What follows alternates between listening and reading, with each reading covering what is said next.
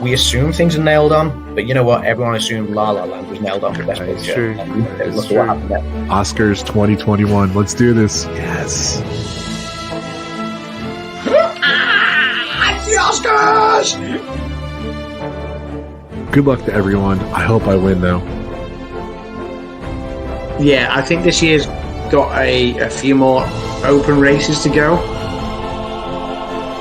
If I take 18, I will be happy. I'm going to get 19 out of the 23 right.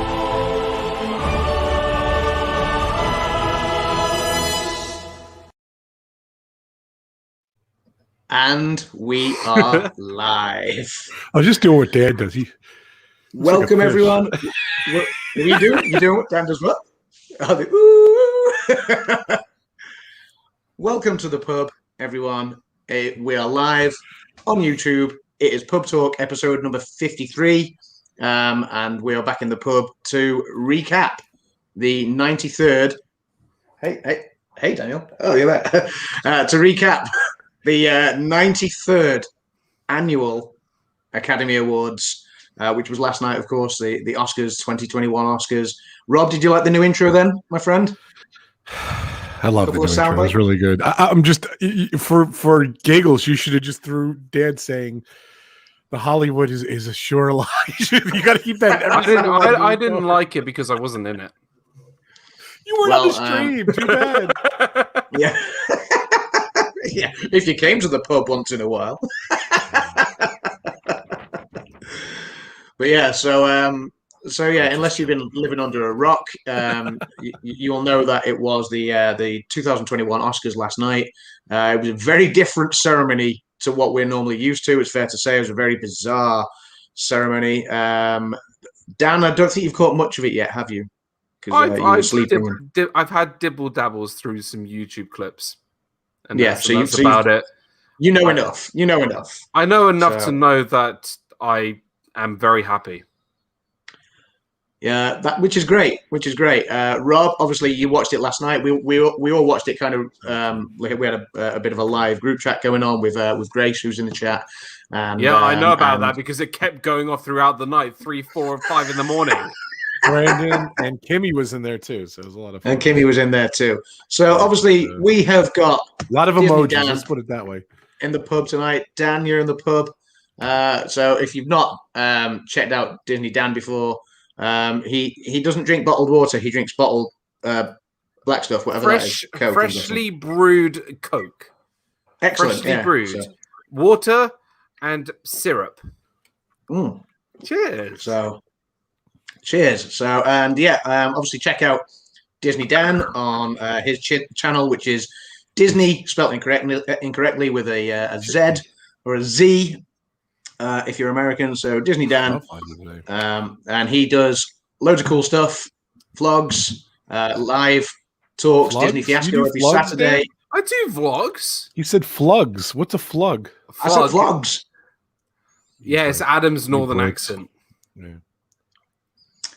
So yeah, check out DizneyDan or not. Yeah, do it. And this guy here, Rob, what are you drinking, bud? Lemonade again. Hi everyone, how's it going? Lemonade. So yeah, check out RobFuz. Obviously, the king of retro, the king of all the shortest plug ever. All the old videos and Pub Talk too. You're sure and obviously the Pub Talk co-host. Yeah, he hosts Pub Talk as well. Rob, what do you got going on your channel? This week we're celebrating it's Joey's world's birthday, so we're gonna have a lot of fun. Hopefully Dan can make it, and Adam's gonna be doing specialty drinks for everyone. He's gonna be customizing like the Robinator. I don't know. We had names for him. I'm not even gonna spoil it. So, but we're gonna have a lot of fun with the drinks, and we're gonna do the Oscar recap on my channel because we're doing it on your channel. So we'll go over what happens on Friday too. So I have a folder back there. I'm trying to block it. Yeah, that's cool. That's cool. Dan, have you got anything coming up that you want to talk about? No. No. No. Moving on. I do have one thing though. You're not supposed to take my shot. Thanks. I feel like my face is huge. I'm gonna get my face huger too. Good. Bring it back. I need. Yeah. I feel Oh, very. now we're getting a little to I large. feel claustrophobic. Hello. Yeah, we need big faces here. Here's the thumbnail. Too funny. Yeah, can you Bring it in? I'm sorry. Are we like those three heads on Winnie the Pooh now that used to be on Yes. Country Bear at Disneyland? I think we're more of the busts on the Haunted Mansion. Oh, okay, yeah, that's the good probably place, about Greek right. to the tombstones quakes. Actually, I'm not going to sing So- because we'll get copyrighted. So, No, who but am I what, going to give this? what I was saying about my head being too big. Can you? Yeah, do Can like I- the 3-shot. not Dan's agent. I'm aging. No, the thingy. That one. Yeah. There we go. Yes. That one. There we go. I will The do that. folder, so it's good. But okay, so he normally gives me the honor of doing this on his channel. So Rob, no pressure. Who's in the chat? Hi. Who's in the chat? All right. In the chat, we have Grace, A, B, C, D, E, and F. We got Ready Dan, super fluffy Yeti. Fluffy Yeti. We have contestant. Well, Grace was a contestant, and other contestant Jonathan Chong is in his house, as Road Trip Dave would say. Yeah, we need Ma Rainey's Black Bottom. We need to. Maybe Kim could just yell it out in the background. We have Samantha Lowe. Sam, what's up? We have Kay. Congratulations, Kay won an award. Yeah, Kay. And I won an award, but who's saying? God forbid you guys thank me or I congratulate me. did. Oh, just off stream. Not on stream. Oh, We sorry. got Ray, another Congratulations, contestant. Rob. Thanks, Dan. We have Ray, so Dizzy Circus Girl. She is another contestant. We want to see how these guys did. And we have John the Surf Bum from all the way from Southern New Jersey. I think John. Hold lives on. I love the where fact you said all the way from Southern New Jersey, bearing in mind that both Rob and I, but Adam and I are way further. Yeah, who cares? But I'm just kidding. I was gonna say I think John lives where you worked, Adam, down there. Maybe not Cape May. Oh, toward Cape May. There. That's cool. Yes, Yeah. it's all the way down. Yeah. Well, Like Cape Wildwood May Cafe. area. I was actually saying the other day that I'd love to go back to Wildwood and Cape May because it's just a great little seaside town. So The yeah, I'd love to have restaurant. you come down. The restaurant. Oh, and Cape Kimmy Cafe. is here. Kimmy, another contestant. What's up, Kimmy? Kimmy, get me a sandwich. You're awesome. Kimmy. No, I decided it's not Kim. Get me a sandwich. Kimmy, get me a panini. get me whatever's on your mind. Kim is here. She has been napping on the sofa until probably just a few minutes ago. Nice. So because obviously by the time the Oscars finished last night, we went to bed at 5 a.m. and I'm sure Kim won't mind me saying the pair of us were probably a little bit worse for wear as well. We did. We thought we'd go with the bottles of bubbles that like they do in the Oscars, and so we went through 3 bottles on the night. So the pair of I don't even want to drink a beer today, but I feel like I have to because we're in the pub. So I'm just going to nurse this, and It wouldn't be you without a drink. It wouldn't be me without a drink. You're right. So, but yeah, so the Oscars, the 93rd annual Academy Awards was last night. That was on last night? That was on last night. It was. What did you think of the whole show, Rob? It was a strange one, wasn't it? I don't know. First off, I'm going to say it out here. It was the lowest rated Oscar ever. So less than 10 million people. Brandon sent a message in our chat what it was other years. 2014, 43 million. 2015, 37 million. 16, 34 million. Yeah. 18, 26 million. 19, 29 million. Last year, 23 million. And then this year, 9.8 million. Wow. And I did look it up. It was bad. Yeah. So it was, the intro was awesome. I'm like, oh, this is going to be kind of cool. And then they kind of made it like a movie intro. Like, and it was just, I don't know. They were barely at the Dolby Theater. We were predicting on your show the other day that it was going to be more at the Dolby, and then they were going to do maybe split it up or something. It was all in like a train station. Like they made it set. It was Union Station, wasn't it? Union Station, whatever. It's just very bizarre. It was, I don't know who picked that music, but they were playing like cheesy, like 80s music, like between the different commercials. Like, these are some of the things I made a note of. So obviously the whole setup wasn't like, we're used to a traditional theatre setup at the Dolby Theatre, and everywhere else that they've ever held the Oscars, it's a traditional theatre type setup. Whereas this was more like a cabaret dinner lounge sort of style feel, like you get with the Golden Globes. It was tables, it was kind of loungy dinner award thing. They didn't have the orchestra that you would normally get at the Dolby Theatre playing down in the pit that plays people off if their speech is overrun. Instead, you had, is it Questlove DJing, which was weird. Who even knew he was a DJ? He plays drums, he DJs. Yeah, so Serpon says I miss Billy Crystal. Yeah, and Kim said funny. Good. Yeah, the In Memoriam music was bizarre as well. It was bizarre stuff. They did like a trivia contest. I actually went to go get a snack during I didn't see the trivia contest, but for the songs, it was a weird format because there was a distinct lack of comedy this year as well. Like the Oscars normally, is entertaining, and they'll put on musical songs.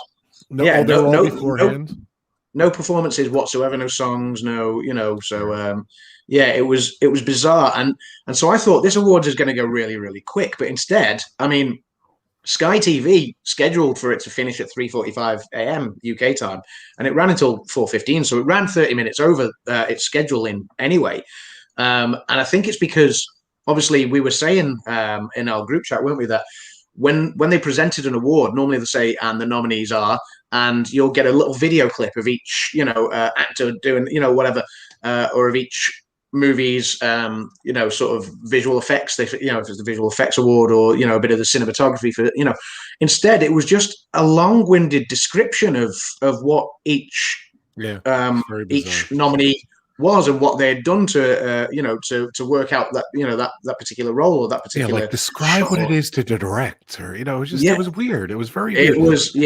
If you were like subpar and you weren't going to win anyway, this is probably the year to do it because they really gave focus on everyone. We'll go over the winners and stuff, but it was nice to be a bit more personal. Yes, I agree with that. It was more personal. It was certainly more personal. Number one most bizarre thing. Now, what is it, Adam? And I know he's going to say it right off the bat.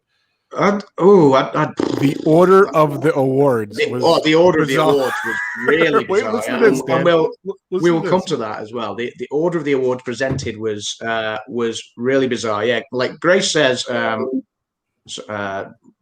Sorry, just bear me 1 second. Grace, it was different, I guess, but who knows? I don't know. Yeah, Grace says, she kind of enjoyed the personal touch of the introductions, but she did miss the clips. Yeah, and I agree with that. And Jonathan made a good point saying rushing the speeches somewhere and other spots were too long. Yeah, I thought some of the speeches were really short this year. They normally allot 45 seconds for the I'm going to say the average awards. Not to discredit any Oscar. If you win any Oscar, that's fantastic. Doesn't matter what award it's for. But the smaller categories, they normally allot 45 seconds, and then obviously the bigger ones they'll allot a little bit longer. Some of the speeches lasted barely 10, 20 seconds. It was weird. So, well, that was by choice on some people. Like Frances McDormand. Well, the spoiler alert, her speech was super short. I kind of respected her, actually.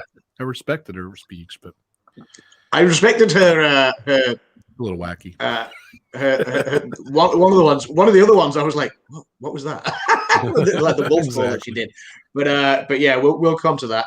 So yeah, we'll give a breakdown. Obviously, if you're you've been following us on Pub Talk for a while, you'll know that we have the Pub Talk awards kind of predictions that we do here, where the last 2 years I won the predictions game where we all make our predictions first. Dan hates the fact that I've won the last 2 years. We'll see who wins this year. We'll go through what everybody predicted on the night. We did have other people in the chat playing along. Grace was playing along. Kimmy was playing along. Jonathan Chong was playing along. Disney Circles girl Ray. Obviously, Brandon as part of the Pub Talk. And more Sunshine Please, too. So yep, Jim, more Sunshine Please as well. So yeah, it was really good tallying up everyone's scores and just having fun with it last night. So yeah, like we were saying, the awards were given out in a different order this year, and the first award is normally historically best supporting actor or actress. And it flips each year whether they give it to best supporting actor first or best supporting actress first. This year they went with the writing awards. So the first award presented was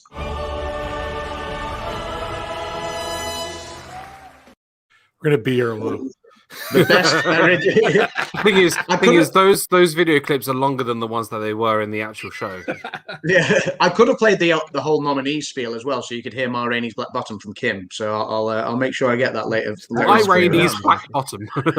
Yeah, but yeah. So best original screenplay, and obviously the nominees were Judas. Let's just say the winners. We don't have to go. Judas and the Black Messiah, Minari, Promising Young Woman, Sound of Metal, and The Trial of the Chicago 7. And the winner was Promising Young Woman, Emerald Fennell. I thought, I was really made up that she won that award. Emerald Fennell gave a great speech. She's the director too, right? She's the director as well, writer-director, and actress turned writer-director. And she did it all while, I think she was 7 months pregnant. They filmed it in 23 days, and she was 7 months pregnant. So that was some going. I was surprised that won it, though. I was surprised that... I wasn't. I picked it. I wasn't. I was surprised. I don't remember what I picked. Yeah. What did you pick, Daniel? You picked Judas and the Black Messiah. Yeah. What you picked. The reason why I thought it was going to win is because it was so good, but I didn't think it was going to win any awards. But they had to give it something, and sure enough, they did. Right, Adam? I think that was my logic, and that was did. Yeah. So did you see it? Dan? It was Promising Young Woman. Yeah. Yeah. Oh, okay. Yeah, it was really one good. of my favorite films of the year. It was one of my favorite films of the year. It has the best really good cover art film poster, I think, out of all of them. So just saying, it has a very good cover poster. Joey's World says, "Wait, there was movies last year. What?" So yeah, that's right. Kim says, "Love Emerald for now." Yeah, it was. And Ray says she can't remember what she picked. Yeah, neither can I. Yeah. Where's your list, Daddy? You picked Judas. I wrote it at work and I sent it to Adam, and I thought, you know what, that's it.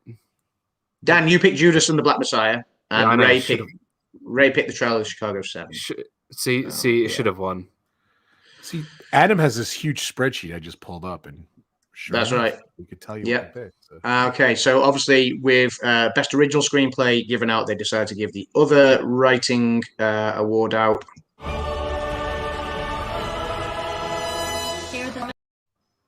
Best Adapted Screenplay. So Best Adapted Screenplay. That first one, I was like confident. I'm like, yeah, I got this. I got them all right. Yeah, that first one. Then we go to the second one.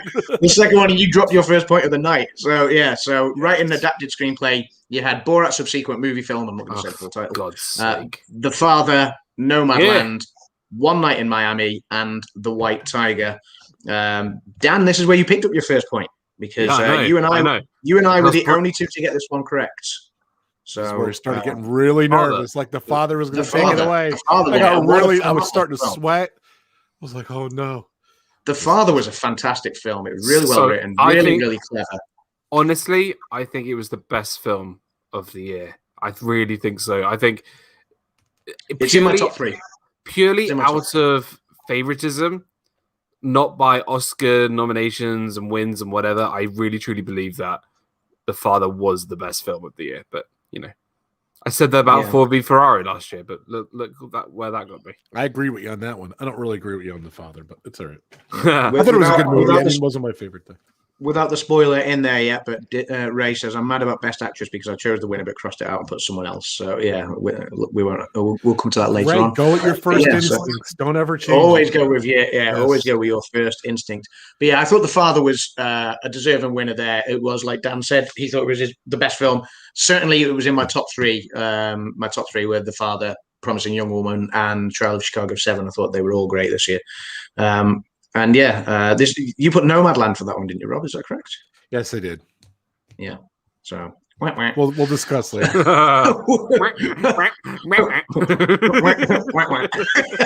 I beat you, so you should be quiet. I'm like, sorry. When Adam makes a if Brandon was here, forget it.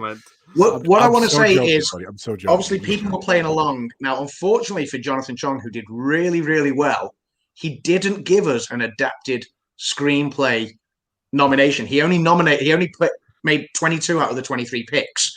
But in fact, what he did right, the same thing actually. Yeah, what he did right was I missed one and I fixed it. So I fixed it in advance though.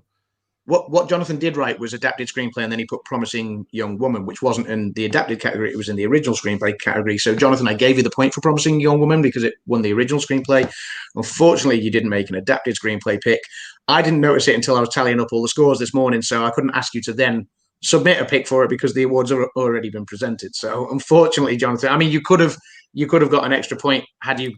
Kick him while he's down. Guess that one, but yeah, unfortunately, Jonathan, I'm really sorry, buddy. That's how that one went.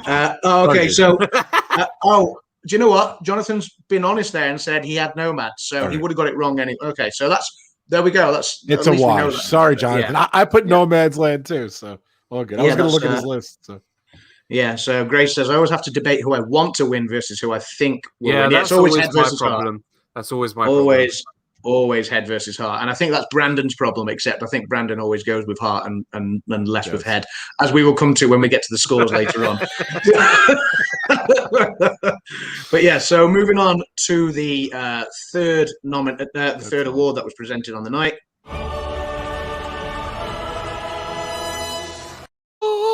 Sorry. Best International Feature Film, which the nominees were Another Round from Denmark, Better Days from Hong Kong, Collective, which was the documentary from Romania, The Man Who Sold His Skin, really interesting title, from Tunisia. I watched the trailer for that one. That's a wacky movie. Did you see that movie? I didn't see that one, no. Hi, Carlos.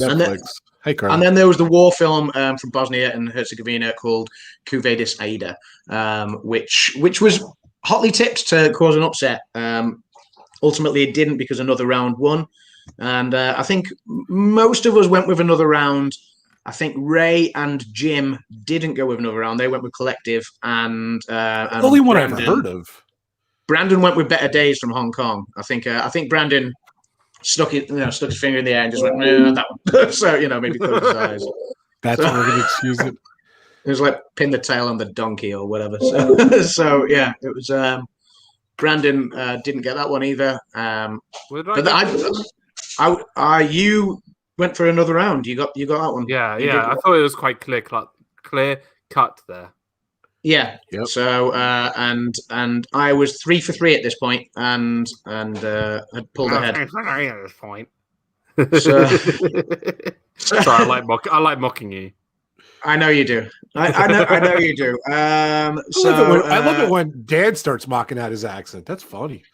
Carlos, welcome to the chat, buddy. You have the right to do that. Yeah, he won. So if I don't mock him, he's just going to gloat. No, we don't know who won yet. So yeah, I did an ippy dippy for that one, says Ray. Yeah, so yeah, she just picked a random one. So yeah, Carlos. Not for that one. It's literally the only one I've heard of. So. And you said it was good. Adam said it was really good. I didn't see it because it's not in English. That's the problem, right?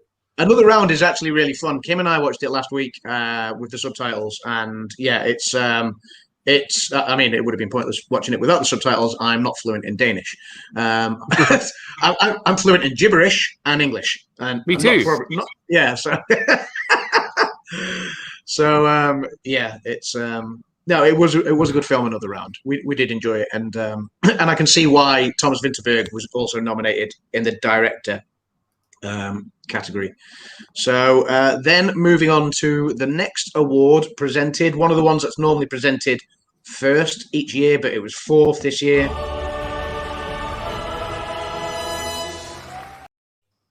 Best Supporting Actor. I think this one, we all knew this one was nailed on. The nominees were, of course, Daniel Kaluuya from Judas and the Black Messiah, his Judas and the Black Messiah co-star Lakeith Stanfield as well, and then you had Sacha Baron Cohen from The Trial of the Chicago 7, Leslie Odom Jr. from One Night in Miami, and Paul Raci from Sound of Metal.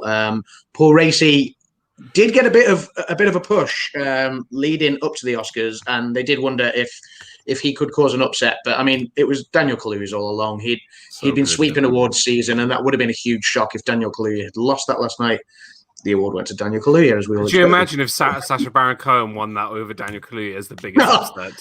That would have been a huge upset. Could you imagine what Sacha Baron Cohen could have said on the stage? Do you know Sacha Baron Cohen did win a Golden Globe? Although I think it wasn't for Trial. I think it was. It wasn't. No, he won a Golden Globe for. It was for Borat. Yeah. Was it Yeah. Borat? No, Yeah, he I won, thought it was. Oh, okay, maybe it was. Yeah.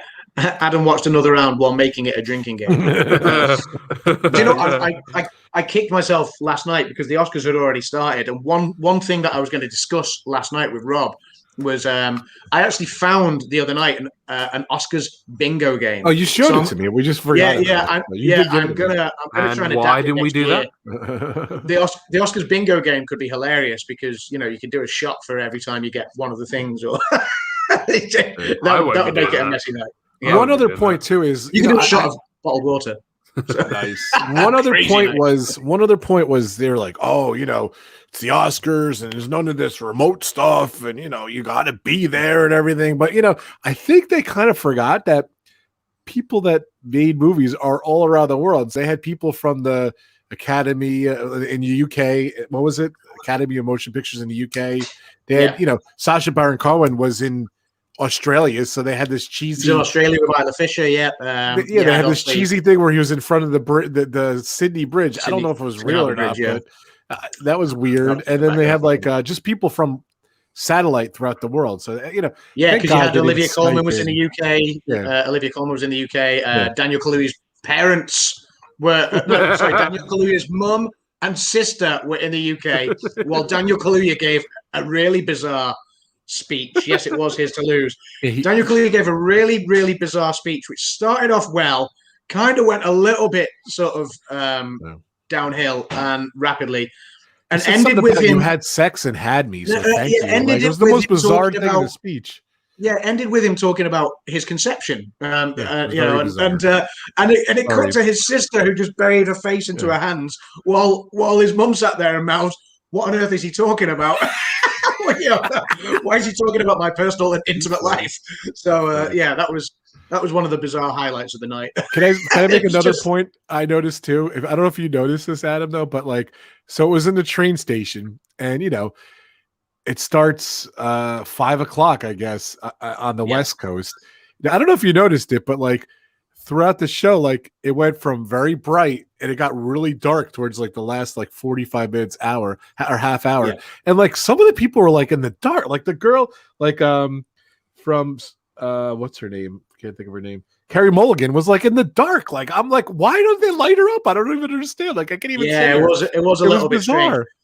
Strange. One sad thing I learned today as well is, and I don't know who it is, but on the red carpet, there was actually an unfortunate accident, and somebody ended up getting stretchered away, taken away with a broken leg to hospital, which I think was, it's the biggest night of the year, and the Oscars attendees was really condensed down this year. So if you were fortunate enough to go to the Oscars, you were a bit of a big deal, and there was a reason you were there this year. It wasn't just made up of. Normally, there's sort of 3,000 people in attendance at the Dolby Theatre. It was weird. Yeah, and unfortunately, somebody's got dressed up in his best, in his tuxedo, and unfortunately, he had a. We don't know how the accident happened. Kim said, "I wonder if somebody said break a leg." And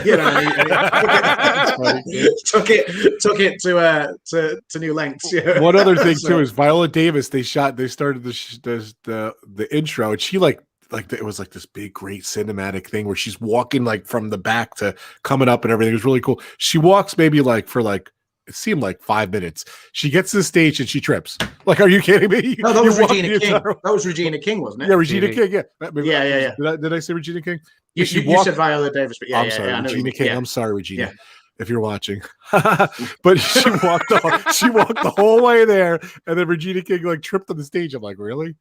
Oh yeah, poor Regina King. But at least hers wasn't as bad an accident as I don't know which gentleman it was who was taken off to hospital, but get well soon, whoever it was. So, moving on to the next award of the night after Daniel Kaluuya's bizarre speech, and this was one that I think we all kind of knew would be what the outcome would be.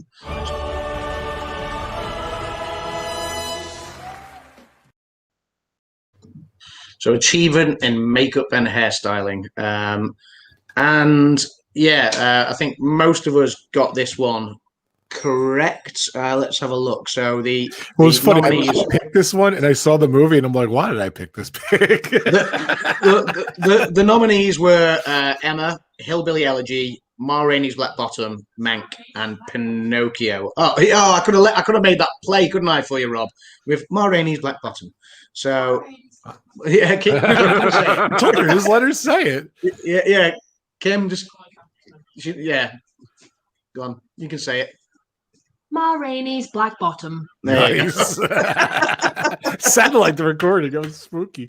Don't go far, kid. I genuinely thought that another film was possibly more deserving. Now I know they did go to some extreme lengths with Ma Rainey's hair and makeup.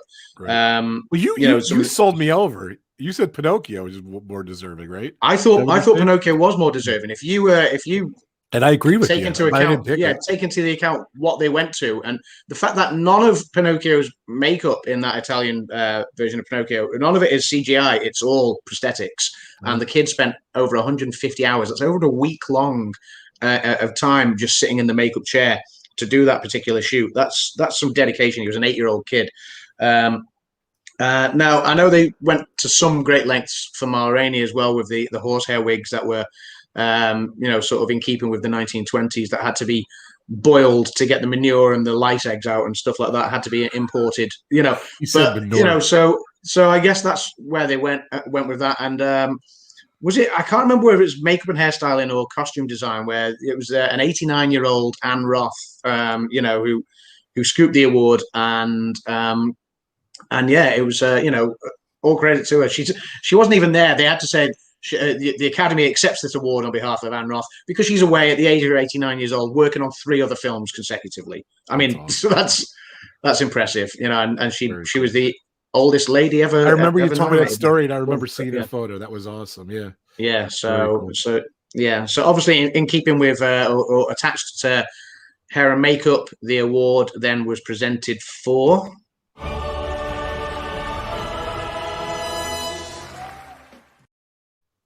Sorry. I love like watching you go music.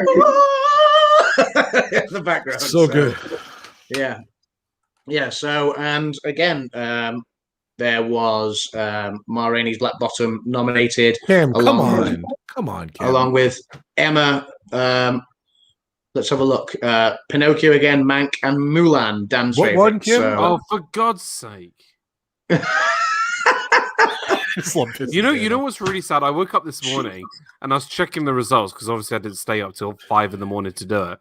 And I go onto the BBC website. I was looking up the results, and I see a picture of Mulan. I'm like, "Are you kidding me? Are you serious? I'm half asleep. Are you kidding me? This god awful film has won an award." And then I realized Mulan actually didn't win. I was like, "That's a bit of a relief." So early, but. It was funny. They were interviewing the woman from Milan, and they made like a big deal of it too. And I'm like, Dad's gonna be pissed when he sees this. Seriously, how ever did this film get nominated? Okay, fine, it was for costume design, and the costumes were, they were good, but like, seriously, I'm gonna cross out Milan. Hold on, cross out Milan. Film's garbage. But ultimately, Ma Rainey's Black Bottom won that one as well. So, which I think all of us got that one apart from Jim and Ray. Oh. No, all of us guessed Ma Rainey's Black Bottom apart from Jim and Ray. By this point, I think Ray was lagging behind because she was still yet to score her first point of the first 6 categories that have been presented. So, but don't worry, it gets better for Ray as it goes along. But so that was the 6th award. The next one was really caught all of us watching off guard because they presented this one really, really early in the night, and Very bizarre. was really bizarre because it's normally either the Isn't it like second to last? It's either normally second to last or fourth from last. But yeah, this one was presented 7th, and that was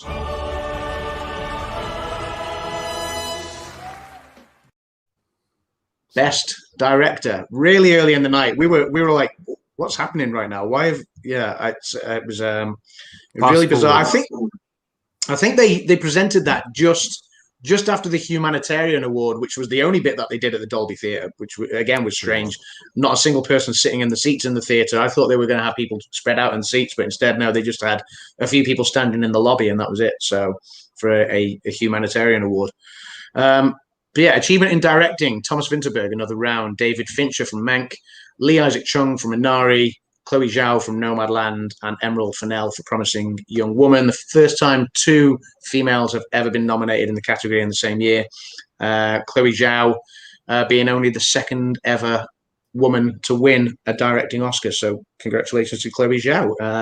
David Fincher, how many films has he won that's Academy Awards has David Fincher won? Yours is a good question, and one that I don't have the answer to right now. He's won a few. He may. Yeah, I'm not sure. I'm not sure. Did you say you're looking that up, Rob? I am. Yeah. Okay. He hasn't won any Oscars. He's He's won Grammys and BAFTAs. That surprises me how he hasn't won a. Yeah. But yeah, so Chloe. He's won Grammys for music videos. Because didn't he do he did like Jeremy, wasn't he? Like he did like videos like that. Jeremy Spoken. I think he was starting out with videos. Okay, for some other time, Adam, I want to know if you think the Academy should add a category for casting director. That's a great question. And sorry, Super Fluffy, you did actually put another question before, which was sorry, just going back to supporting actor. What did you think of the leading actors being put into the supporting actor category? That was a bizarre one because they both clearly were leading actors. Daniel Kaluuya and Lakeith Stanfield we're talking about from Judas and the Black Messiah.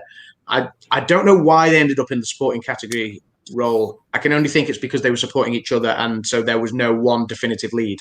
So that's how they both ended up in the supporting actor role.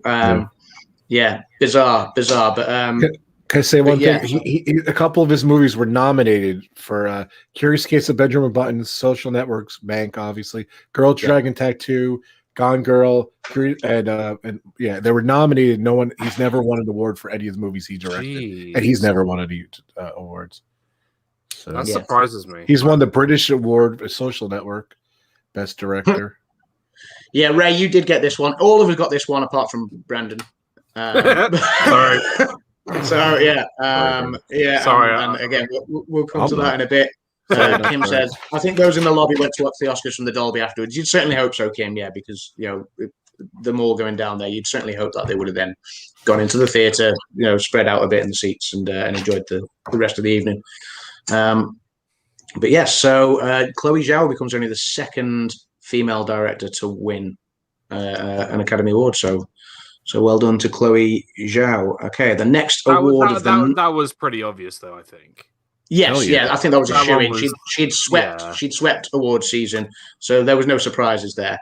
The next one of the night then came to this one, which again I don't think was a surprise.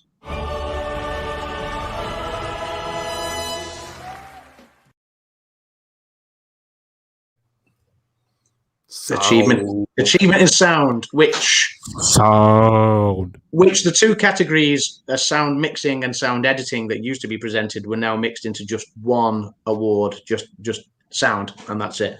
And the nominees were for achievement in sound. You had Greyhound, the war film with Tom Hanks. You had Mank. You had News of the World. You had Soul, Disney Pixar's Soul, and you had Sound of Metal. A lot of people joked that you should maybe vote for Sound of Metal because it has sound in the title. There was so much more to the elements of the sound design for Sound of Metal, and it was rightly a deserved winner. It was fantastic sound design. It was bizarre. The guy with the speech was a little strange. He didn't know English too well, and the sound was horrible for his speech. I'm not even joking. It was funny. So ironic. Ironic. Yeah. Right? It was weird. Remember that, Adam? He was like, "Yes, I do." Like this, and I couldn't hear the guy. But it's like having the award for best international film, and you get like the strong American accent that comes through. Too funny. Yeah, no, it was. What did you think of the sound in Sound of Metal then? Yeah, I loved it. I think it was right. It was right for its name. Like it was so appropriate for the Well, name can I of tell the you, film. like when you look at the list, there's no other things that you would say, "Oh, there's great sound in that." Like there's no like Star Wars or anything. I think Soul had good sound. I think because I think Soul had obviously good sound. because it was a music film. It was all about music. Yeah. I think Soul did have good sound, but it was never going to win sound compared to sound. Historically, sound awards normally go to musical films or war films, and in keeping with that, Greyhound also had a good sound. I did think, or like epic blockbuster films. No, yeah, like I don't know why News of the World was selected for its sound. I don't think it was a particular, because there wasn't many to select. Yeah. I think they picked the 3 best sound films and then just went with 2 at random for this category. But Sound of Metal was such a deserving winner. It was my great. point with that. It was the same thing as the original screenplay. Like it was a good movie. It's got to win something. So let's just, let's give them sound. So yeah, best pre-show line, Jim. It has the word sound in the title. Yeah, exactly right. And Jonathan Chong says without that sound, the movie doesn't work. You're absolutely right. So yeah, I repeat it time and time again. It's a subpar movies and it's subpar. It is what it is. It's just the world. I don't think there was subpar. But yeah, they weren't. There has been better movies in different years. Thank you. I'll take that. But, yeah, but I'm not going to do the films disservice and saying they were subpar because I actually enjoyed. I think I enjoyed all 8 of the Best Picture nominees. Even Minari, I enjoyed. I know you weren't a fan of that one, but I did enjoy that one. Moving up into what becomes one of the lotteries of the night. One of the lotteries of the night, which is this one.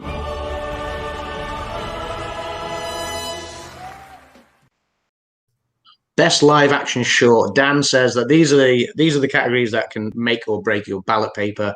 They can absolutely trip you up on the night. So the categories for short film live action were Feeling Through, The Letter Room, The Present, Two Distant Strangers, and White Eye. Not heard of any of these. There seemed to be a lot of love in our votes for The Present. Three people voted for The Present. I didn't. No, Dan, you got this. No, you went for The Letter Room, I believe. Did. So, yeah. Rob and I got this correct, and so did Jonathan. Yeah, so it was Two Distant Strangers was the winner. Not seeing any of these shorts this year. I saw a short animated film, which we'll be coming to shortly, but none of the live. Did you see any of the live action shorts, Rob?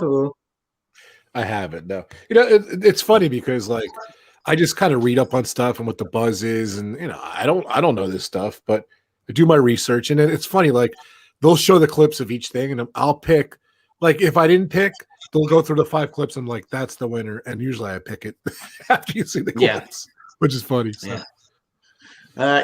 Fluffy Yeti says, super Fluffy Yeti says, Adam, do you think they should have combined the mixing and editing into one sound category? I actually liked it as 2 different awards. Not everyone understood it though. That's the thing. Like, if you knew why there were 2 different awards, then it made sense. If you didn't know why, then I guess that's where people kind of got confused, including possibly some of the Academy voters. So I think that's where it went wrong. So Sound of Metal is probably one of my favorite movies ever, purely because of its editing. Wow. Says Ray. So. Nice. And as Kim says, Rob talking about the movies this year, COVID gave a chance for some of these films to have a chance at an Oscar, which is, I did that point. Thanks, Kim. Yeah. So, and then obviously talking about, whether these make or break your ballot paper, they broke mine, says Kim. So, and Grace says, I was so mad I got this one wrong. I went back and forth between my pick, The Present and Two Distant Strangers. Like Rob said, Grace, it's all about keeping your gut feeling, going with your gut feeling. So, okay, so then on a lot of this stuff, they are a bit of a lottery, aren't they? So, and sticking with the lottery theme.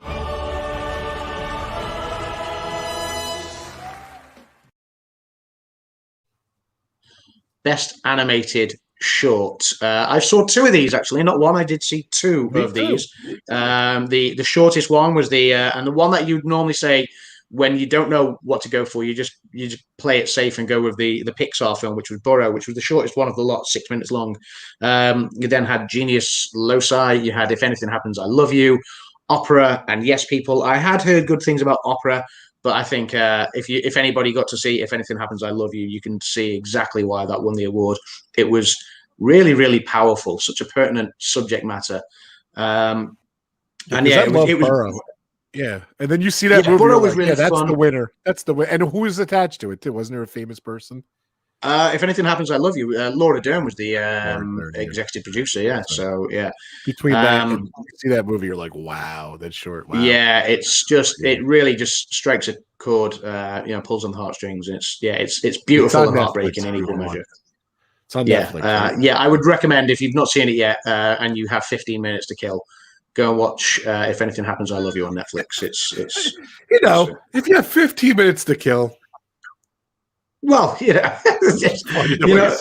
so some people are busy, you know what I mean? So yeah. It's worth 15 minutes. Yeah, certainly worth 15 minutes. So, and then sticking with the animation.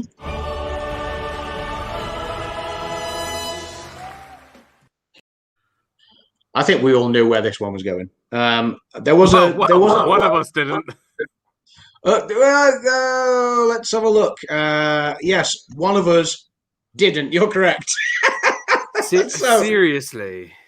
So this was the 11th award presented on the night, and I don't know how you can get this one wrong. So we had Onward, we had Over the Moon, we had a Shaun the Sheep movie, Farmageddon, Soul, and Wolf Walkers. In fact, two of us got this wrong. I don't know. I just Brandon went for Onward, the other Disney Pixar film, and Jim from More Sunshine. It's a shame because that movie's not bad. It really is. Onward's fine. Like I don't think it's like anything to cry home about, but like you compare it to Soul, and there's no comparison. I'm sorry. Yeah, Jim went maybe with tactical voting. He went for Wolf Walkers.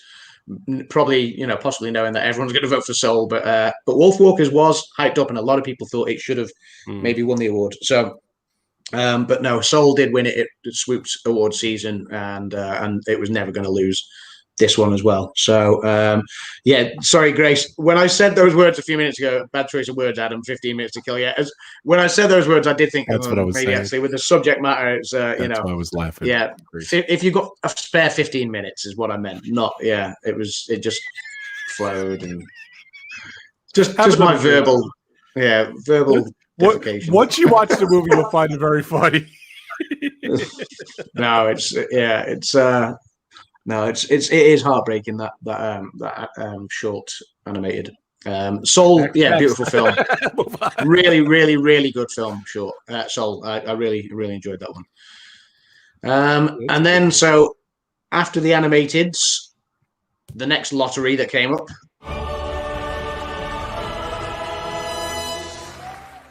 Here are the documentary short subject.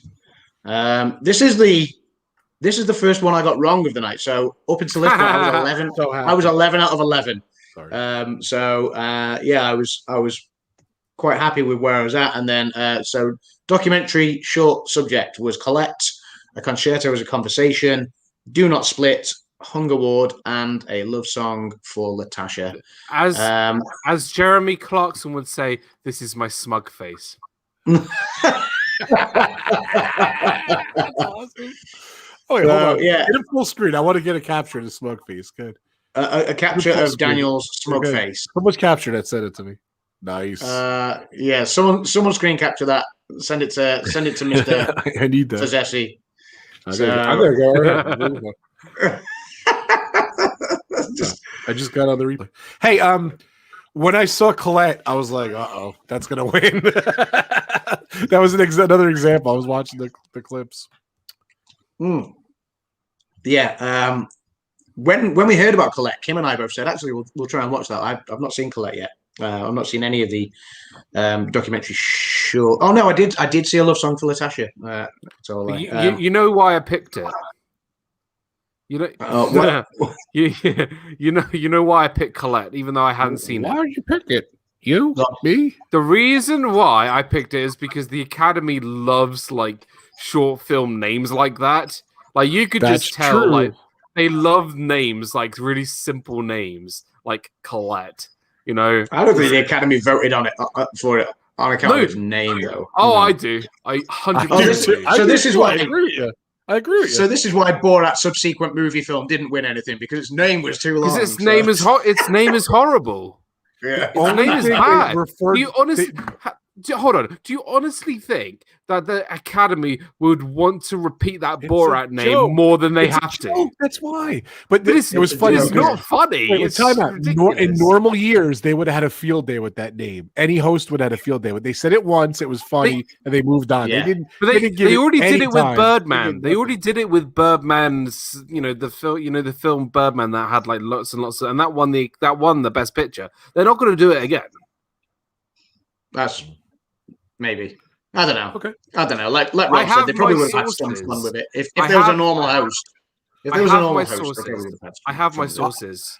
Speaking of hosts, I was going to say this before. I don't think you saw it, Adam, because it was a United States commercial, a U.S. commercial. But they're like, "Oh, it's Jimmy Kimmel Live," and and he's sitting outside the Dolby Theaters. Like, normally it's over there. Normally I'm like the host, and he was like dissing like the Oscars. It was funny. He's like, "But I'm going to interview some of the winners or something." Like, it was this funny routine. I just forgot what it was, but it was really funny. So sorry. I love Jimmy Kimmel. I'd love them to bring back He a was great. a full-time host next year when hopefully next year they'll be able to return to the more traditional format, as you will. Me too. So obviously after the documentary short was presented, then we had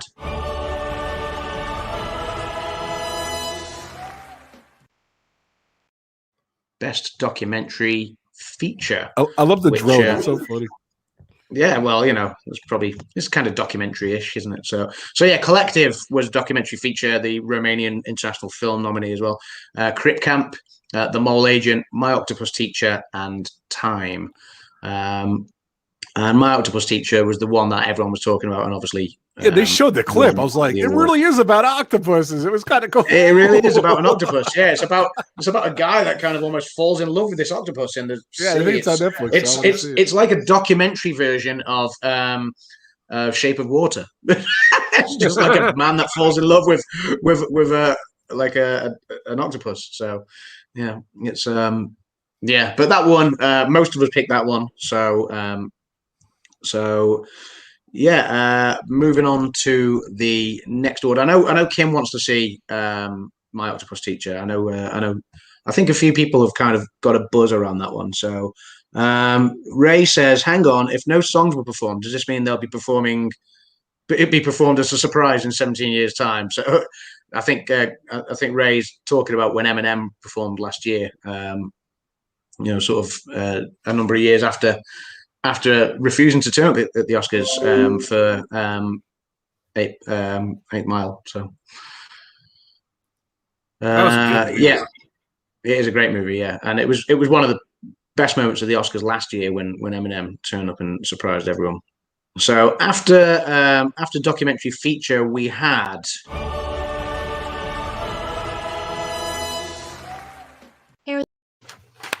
I think this one was nailed on, and as this one was the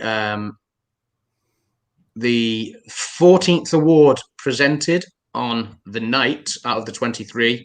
This is where Brandon scored his second correct.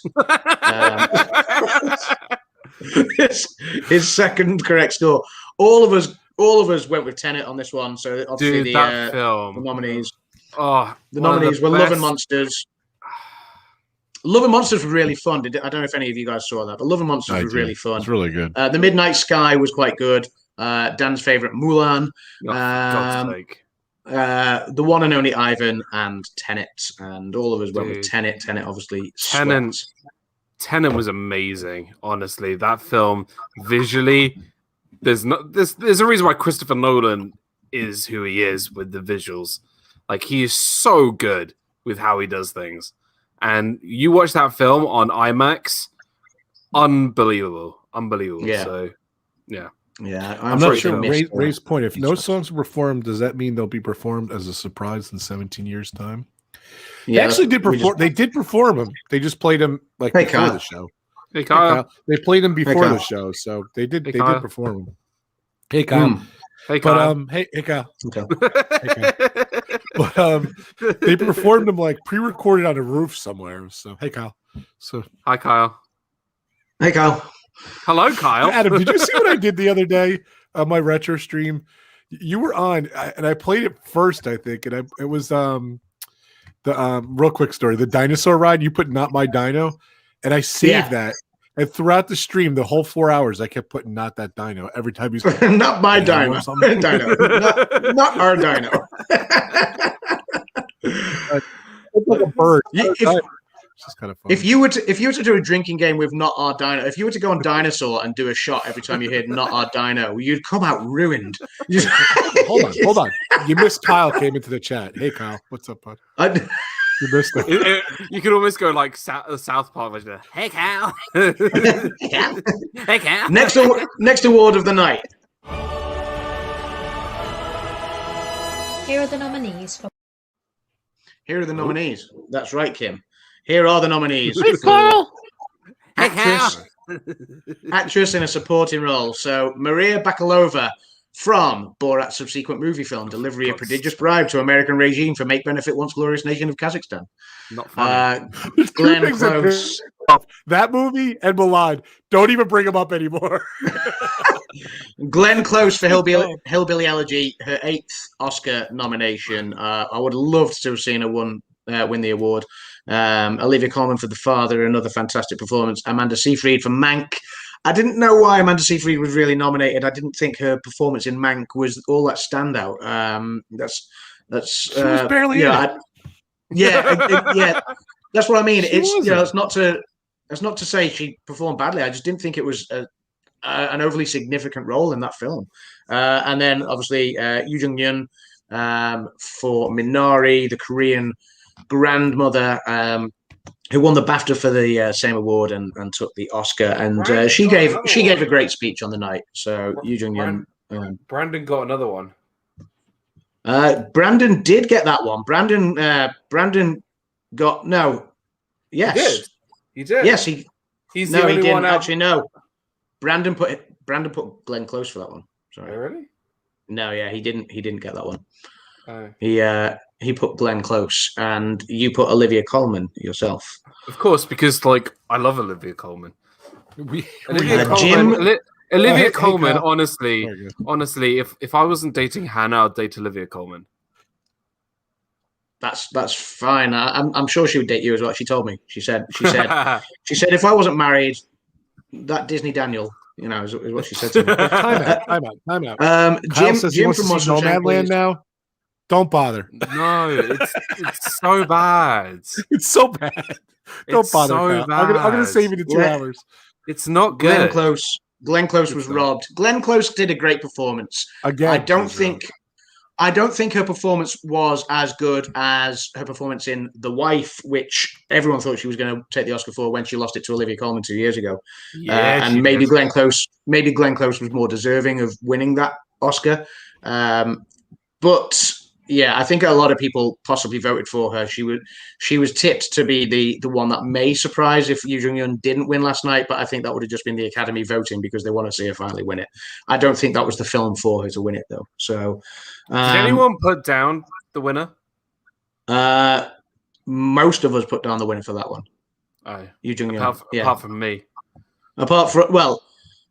You went with Olivia Colman. Of course I did. Brandon went with Glenn Close, as did Ray. And Jim from More Sunshine Please went with Maria Bakalova from Borat. So, yeah. I can see Jim choosing that one. Well, she won a Golden Globe, I think. Yeah. Or no, did she? Or was she, no, maybe it wasn't the Golden. No, she won the Critics' Choice. That's right. She won the Critics' Choice Award. Yeah, that's right. Yeah.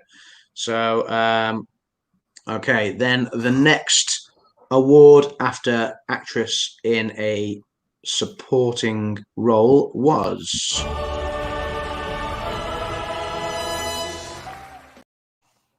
Achievement in Production Design. So the nominees, and this one I think a lot of people kind of guessed this one. So the nominees were The Father, Ma Rainey's Black Bottom, Mank, News of the World, and Tenet. I didn't guess at this one.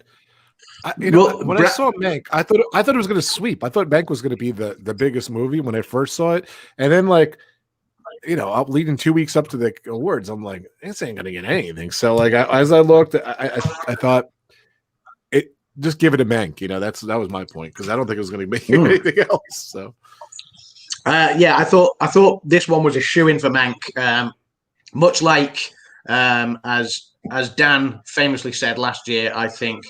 Once Upon a Time in Hollywood is going to sweep the Oscars and take it by storm. And it won maybe two awards. That was 2 years ago. That was last year, wasn't it? Once Upon a Time in Hollywood. I think it was. And it took 2 awards in the end, like production design and Brad Pitt winning the acting award. Yeah. But, I really regret saying that now. But because it's a soundbite that's going to live forever. That's why. Production design. Also, I know how badly I did last year.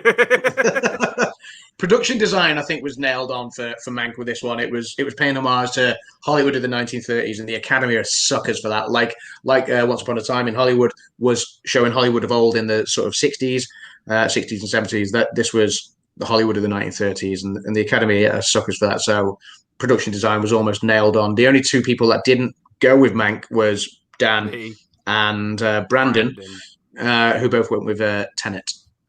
Yeah. To be fair, the production design of Tenet was unreal. Like it was so well done with the production design. It was very, very well done. To do that, to with the concept of Tenet and how I can't even explain what Tenet is about because it is so not confusing but complicated. The production of it had to be so good to for it to be good. And Christopher Nolan and the production team did it so well, but Mank is, it is superior. But the first big surprise of the night came in the next category, which was this one.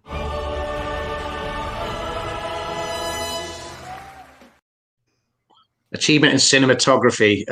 One film had been sweeping the award season with this one, and so I think we all. Well, not all of us actually know, but let's have a look. Achievement in cinematography.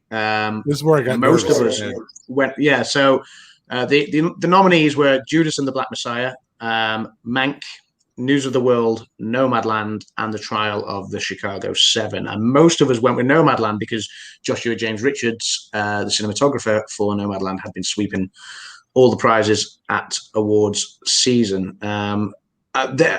I think a couple of people did actually go with Mank on this one. Jonathan Chong went with Mank.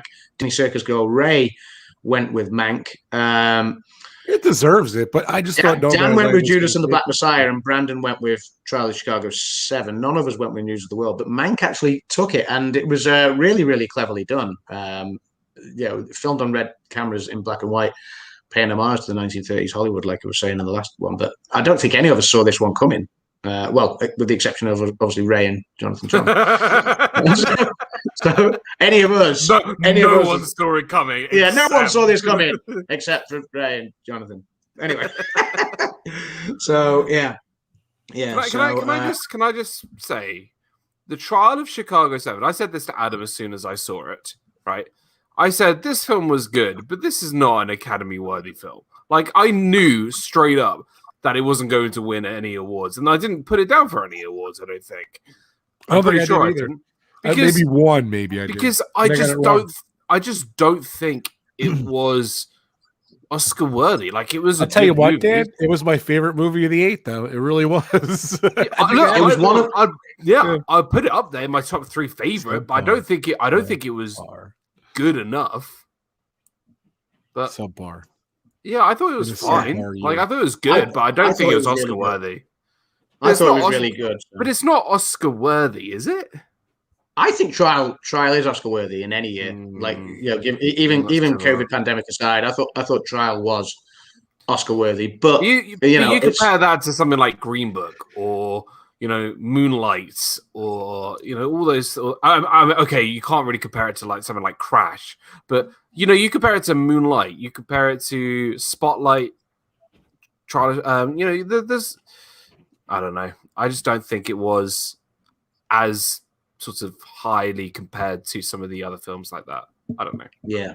Ray got this one right. Yeah. Mank just stood out to me as something that the Academy was going to favour, which is why I chose it for production. It was design and it was cinematography. nominated the most. No, it was 10 nominations, and yeah, it was. I think this one caught us out.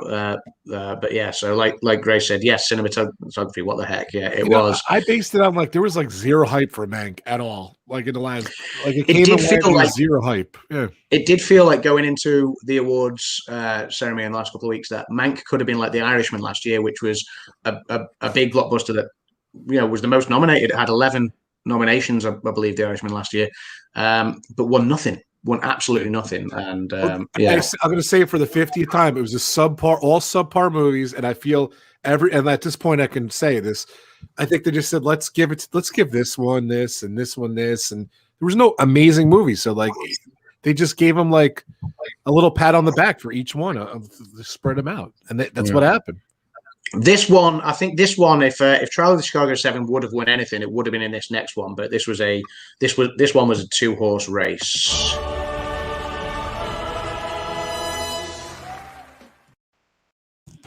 So achievement in film editing, and that was between The Father, Nomadland, Promising Young Woman, Sound of Metal, and The Trial of the Chicago 7. This was the only one I picked it for. Yeah. Really, really good films. Chloe Zhao edited this herself, so it's rare for a director to then edit the film themselves as well.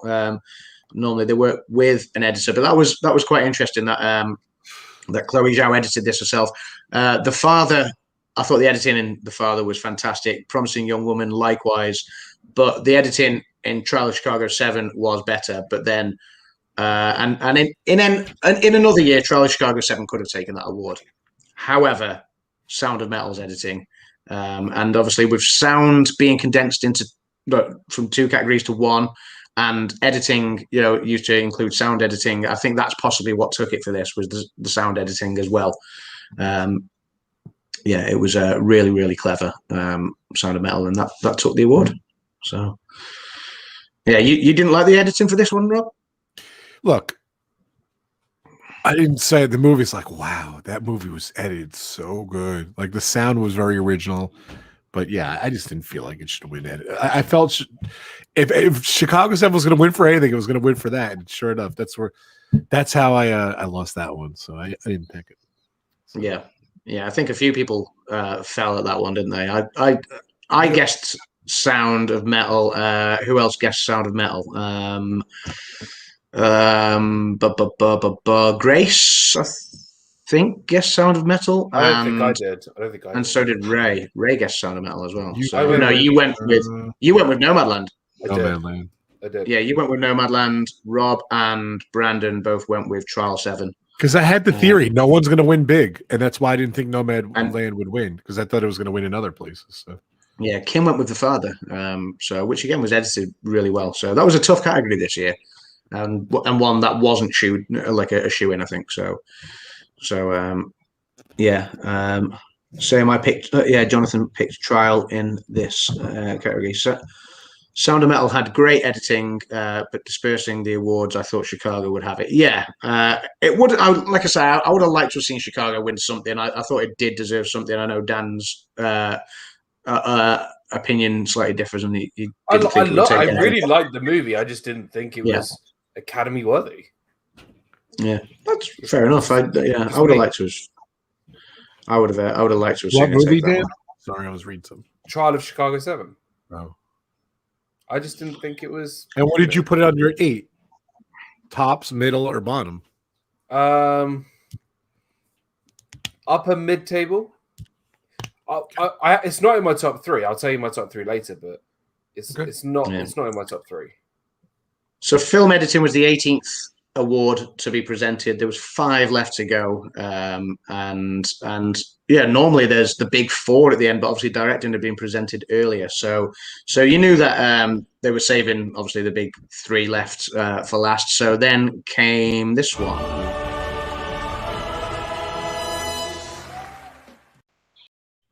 Best Original Score, which I think everyone knew what this one was going to go to.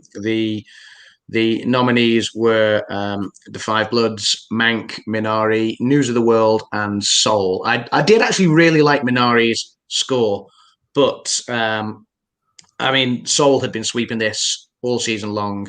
Trent Reznor, Atticus Ross, and John Baptiste. And This was a wash. Did anyone pick anything else? no, everybody. This is where Brandon got in the 19th award of the night. Brandon got his 3rd point. So yeah, Brandon. So the scores at this point. Dad's laugh was the best. It was the scores at this point were Brandon on 3, Jim from More Sunshine on 6, Ray on 8, Kimmy and Dan were both on 12, Rob and Grace were on 15, Jonathan was on 16, and I was on 17. But yeah, that one everyone knew that it was going to be Soul, and rightly so. It was a great score. Yeah, I really enjoyed Soul. I do want to say the reason why I laugh is because Brandon and I have a big rivalry. Sorry. You said wrong. I have a big rivalry with Brandon. Yeah, you said last night you didn't care as long as you beat Brandon because you tied with Brandon last year, didn't you? So on 11 each. So, yeah, I felt embarrassed that I did so badly last year. So obviously with original score followed original song.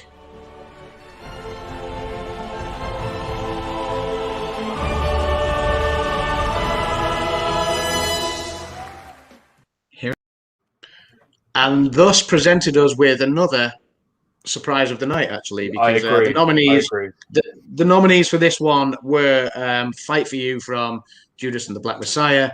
You had Hear My Voice from The Trial of Chicago 7. I did do that. I put that one down. It's the only one for Trial of Chicago 7 I put down. Yeah, you did. Yeah, you had Husavik from Eurovision Song Contest, The Story of Fire Saga. Oh, whatever. You had IOC Scene from The Life Ahead, and you had Speak Now from One Night in Miami. My personal favorite was Hear My Voice from Trial of Chicago 7. Yeah. I didn't vote for it. It's a good song. I think it was. I think the Smart Money. Yeah, the Smart Money was on Speak Now from One Night in Miami. A couple of people went with IOC Scene, including Rob. It won so many awards, though. It won a lot of awards, and like I said, that Eurovision film was awful in every way.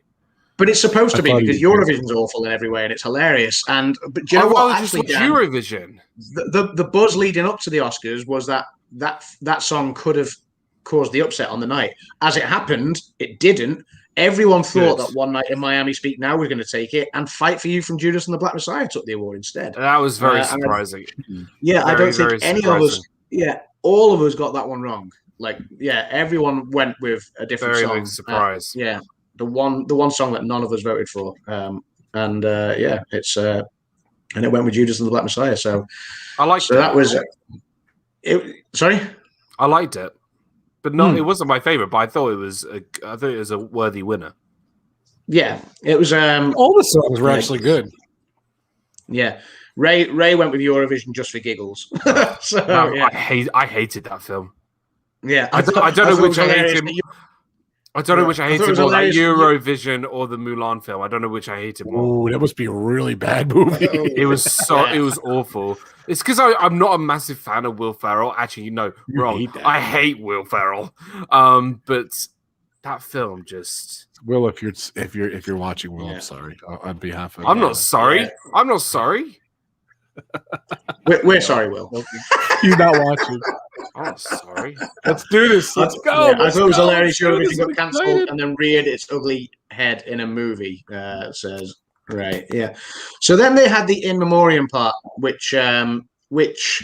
A bizarre choice of music. It's obviously always difficult to see that bit. I was shocked. Remember I forgot Sean Connery died. Sean Connery, Christopher Plummer. There was some big names. Obviously Chadwick Boseman. It's always every year sad when you look back and realize which great people we lost over that year. So, I just thought the music was really, really strange. Then they did a bit of a skit with like a bit of a, Rob was saying before, like a bit of music a trivia, like a trivia quiz, which resulted in the end with Glenn Close dancing, doing the butt dance or whatever it was, like, shaking a bum. And it was just, I mean, by this point, I was embarrassing. I was really confused. I didn't know what was going on anymore. In fact, before we go into the next three, it's brilliant because there was a guy called Isaac K. Lee on Twitter, and he did like this has been billed as the weirdest Oscars ever, and he did a picture to sum up what he thought of the Oscars this year, and I'm just going to screen share it now. So if I share my screen quickly, which is obviously just showing the studio, but this is his picture, if you can see that on which perfectly sums up what the Oscars was this year, how it started, how it went throughout the night. And it's just I love I do love that picture. It just sums up the awards perfectly. So yeah, that's very funny. That's very funny. Yeah. So yeah. Glenn Close twerked. yes, she did.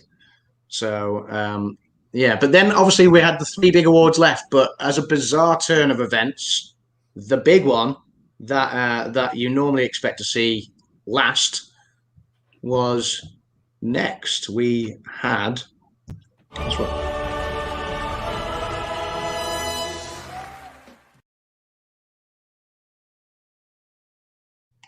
Best Picture.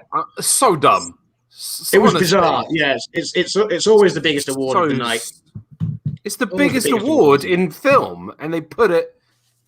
And they put it there. Yeah, I don't understand what their thinking was behind this one, but it's like doing the World Cup on the second day and then doing all the rest of the matches. It's like trying to play the final before the semi-finals. Yeah, it's so you know what I mean? Ridiculous. Yeah, I didn't understand it, but Best Picture. So you had The Father, you had Judas and the Black Messiah, Mank, Minari, Nomadland, Promising Young Woman, Sound of Metal, and The Trial of the Chicago 7. They were the 8 films nominated.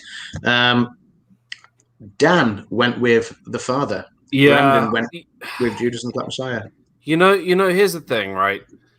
I thought I should have picked Nomadland just because I should have gone with my brain, but The Father was clearly the better film, in just my opinion. Like, it was so well done, amazing acting, storytelling, writing, everything about The Father. I thought was worthy of winning Best Picture, but yes, they went with Nomadland.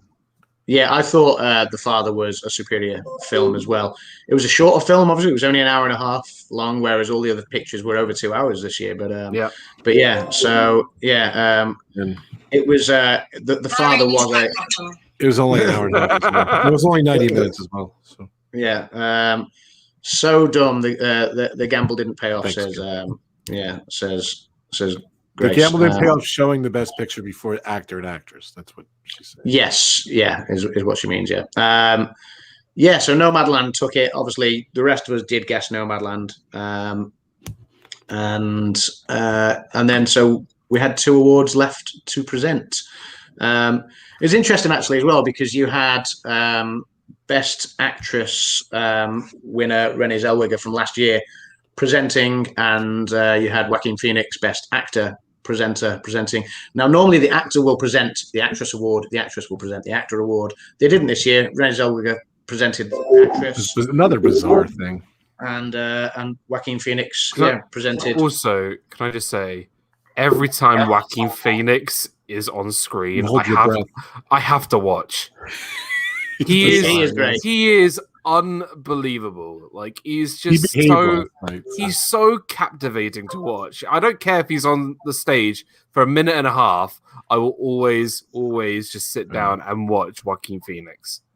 Unbelievable, he is fantastic, Joaquin Phoenix. So obviously, first award we had presented of the penultimate award. Can I just say something real quick? It kind of felt like they were making it up as it goes. Like it kind of felt like it was a mistake that they did the Best Pictures before. Wasn't the first time they made a mistake? Yeah, there was a mistake that the actor did the actor. It felt like the they kind of did the went actor. right. It felt like weird. It felt like that. It felt like they kind of went, where's Renee and where's Joaquin? And it's like, they're just in makeup. They're not here yet. Oh well, you better run out and present this one then. Oh, it would have been so funny. Yeah, go on. Could you imagine? Because obviously it was such a weird event. Could you imagine when they got to Best Picture, they're like, and the winner is La La Land? Oh, and did you mention Harrison Ford did the award for Best Picture? Right? Was that it? Harrison Ford did do the award for Best Picture. That's right. Oh my God! It's just like another one. You could understand him. It's just like, how is this guy going to make Indiana Jones? Doesn't. He's only there for paycheck. Yeah. That's all he's done for the last 40 years.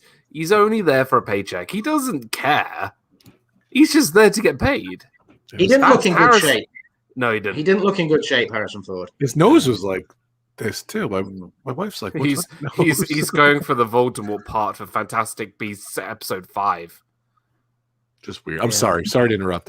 Christine says it wasn't the same at all. Yeah, and Jonathan says the whole thing is weird. Yes, yeah, I agree.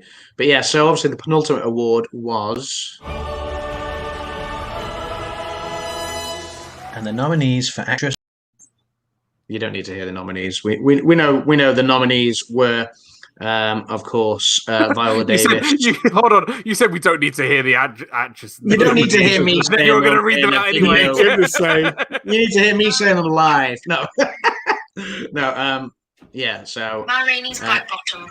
Well, I'm gonna saving that one for you for last, Rob. So obviously, yeah, Viola Davis for Ma Rainey's Black Bottom, Andra Day for the United States. That's right. Andra Day for the United States versus Billie Holiday, Vanessa Kirby for Pieces of a Woman, Frances McDormand for Nomadland, and Carey Mulligan for Promising Young Woman. Now, I would have loved for them to have actually presented this award last and not penultimate. Yeah, this is the biggest one. Open race. Yeah, this was the most exciting category of the night. It was the wide open race.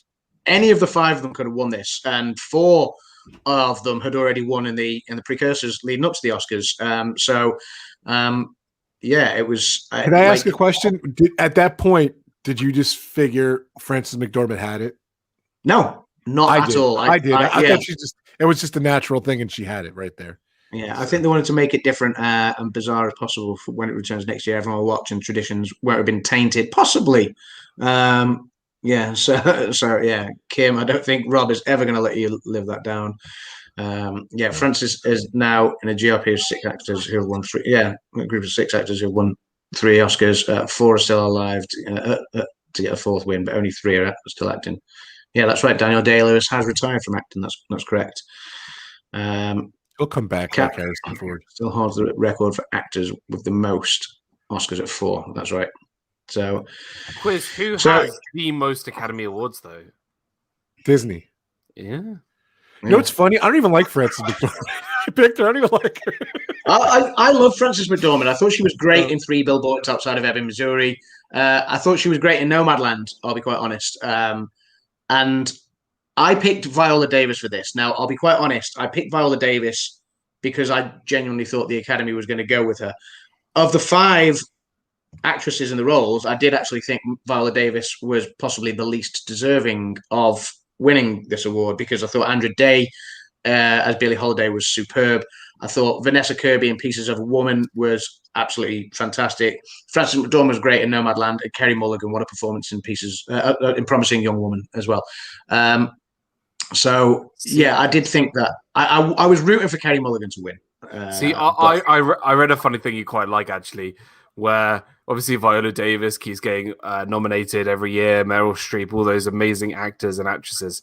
Most nominated black actress. Right. So I read this thing that they were going to, in mockery of the Super League, they were going to create their own Oscars and just invite only the people who are nominated every single year. Every single year, yeah. So Glenn Close, Meryl Streep, Viola Davis, yeah.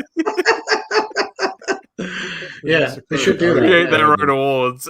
You probably get Saoirse Ronan in there before long, because like obviously she wasn't nominated for anything this year, but Saoirse Ronan's been nominated. And then you have Daniel Kaluuya in there, and you have yeah.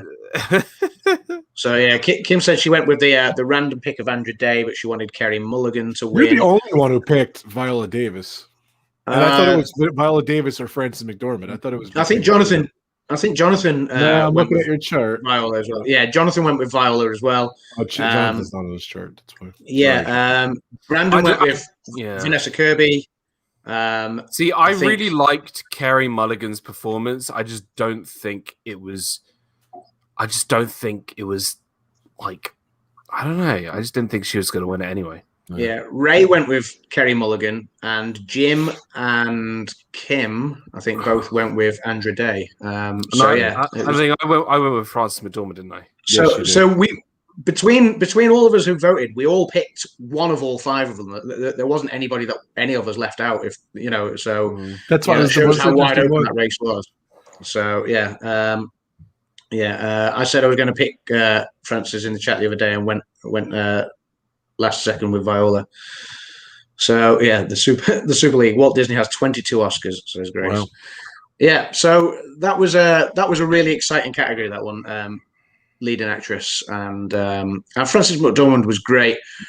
She'd obviously been on stage just a minute before winning Best Picture as a producer for Nomadland with a really bizarre speech, which just led to her just stay on stage, howling like a wolf. Oh, I don't know what that was all about. We were just like, what's they what's do it in the movie, don't right they? now? Don't they do it in the movie, the wolf thing? That makes sense. So I forgot they do. I was literally sitting there at the time, and maybe it was 3 bottles of champagne in or whatever, and just thinking, what is going on? You guys were howling already, so between we were howling on the sofa. So I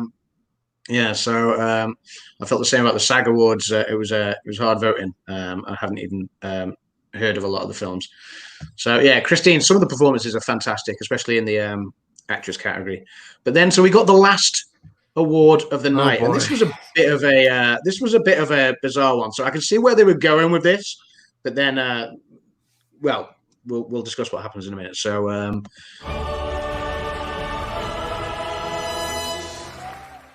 here are the nominees for performance by an actor in a leading role: Riz Ahmed, Sound of Metal; Chadwick Boseman, Ma Rainey's Black Bottom; Anthony Hopkins, The Father; Gary Oldman, Mank; Stephen Yeun, Minari.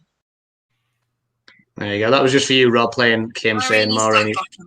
That's the one. Yeah, that is a incredible lineup, by the way. Yeah, it was crazy. Yeah.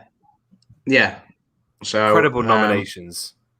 Yeah, all great. I forgot Gary Oldman was even in there. It's sad. So yeah, Gary Oldman, fantastic. You know, obviously he's always going to be there, though. He's always going to be there. Yeah, he's amazing. But did anyone vote for anyone else? Let's have a look. None of us got the winner. So all of us went with Chadwick Boseman, except for Brandon, who went with Stephen Yeun from Minari. Here's the thing. I was so tempted to put Anthony Hopkins because, I'm going to be honest. The Father, I've said this again, is the best film of the year, and I think Anthony Hopkins did give the best performance out of any actor all of last year. It was an unbelievable performance and a rightful winner, but because of the unfortunate circumstances of Chadwick's passing, I would have thought they would have done the same thing like they did with Heath Ledger for Best Supporting Actor and give him sort of a swan song for his last performance. And I think that's what everyone went for. And I would feel so bad if I didn't pick Chadwick. And because I really loved him in Black Panther and other films he's been in. But in 21 Bridges, that great in Ma Rainey's Black Bottom. He was good. But still, it's not the fact that his performance in Ma Rainey's Black Bottom was good or not. I feel like just because of the Academy and the unfortunate circumstance, but I really do regret not putting Anthony Hopkins because I was so close for putting his name in because I loved his performance. But Kim and I both said that him winning though, you picking The Father as Best Picture made you look smart though. not like it was a smart choice. Like not that there's a smug face. Sorry, dude. That was bad words. You beat me anyway. That was bad Jonathan words. says I picked Chadwick to win. I'm sorry, I didn't mean to say that, but it made that choice look good. how's that? Does that sound bad? Yeah. Because I was So thinking Jonathan about it, said, you know? Jonathan said I picked Chadwick to win, but Anthony Hopkins deserved it. Yes, You think about very it, much you so. think about it. You know, he was a great performance too. It might be Anthony Hopkins, like obviously Chadwick Boseman, unless they made another movie, like he can't win another Oscar.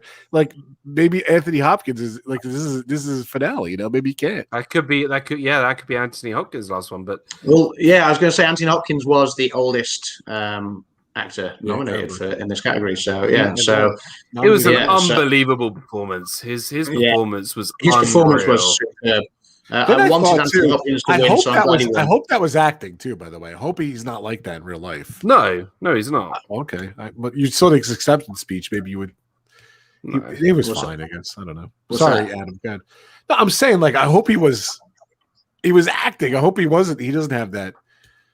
You know, Like it's not going to be Yes, like yes. on the money like all the others are, but still, like I think you've really got to have a special talent to act in a way like that, like to have to perform at that level of standard and perform while portraying a character who has severe dementia. Right. I think You're is right. such an incredible ability to have as an actor, and I think rightfully so he won, and you know, I think it was the best performance of all of last year in any film.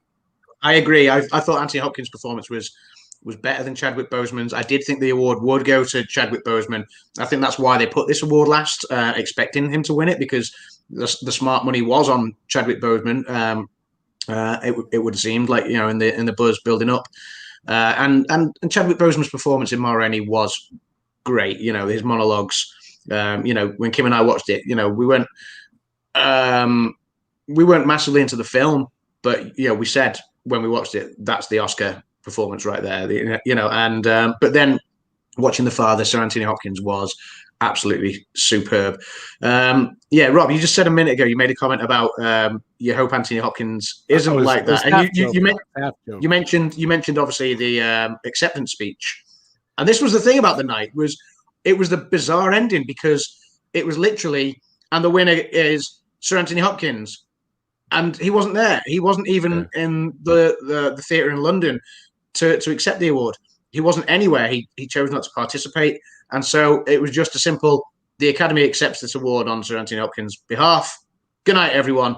And that was it. And it just ended with a thud. And it was like, what's just happened there? That was terrible. It was so bizarre. Well, it was weird too, because the best picture already was, you know, maybe like 15 minutes earlier, and you know, my phone's lighting up with the best picture and everything, and then it lit up again because of Anthony Hopkins or whatever. So yeah, Grace says, Rob, how would he remember his lines? It was half joke. It was half joke, Kimmy. Sorry. Yeah, Kim says he's 83 and he enjoys spending his free time in Wales when he's not working, and that's correct. And obviously, he didn't, you know, turn up in any capacity to. I don't think he turned up last year when he was nominated for the Two Popes as well last year. I don't think he did. He went. Yeah, but he did accept a speech on Instagram. It was maybe and that's right. He's 80. Good morning. Well, here I am in my homeland in Wales, and at 83 years of age, I did not expect to get this award. I really didn't, and very grateful to the Academy, and thank you. And I want to pay tribute to Chadwick Boseman, who's taken from us far too early. And again, thank you all very much. I really did not expect this. So I feel very privileged and honored. Thank you. It goes, I didn't expect this. I don't think he did. I genuinely think he, you know, just thought he was nominated, and it's a nice touch that he paid tribute to Chadwick Boseman. Yeah. You know, it was nice to actually get an acceptance speech. It's a shame they didn't get that last night. You know, it was a weird ending to the Oscars.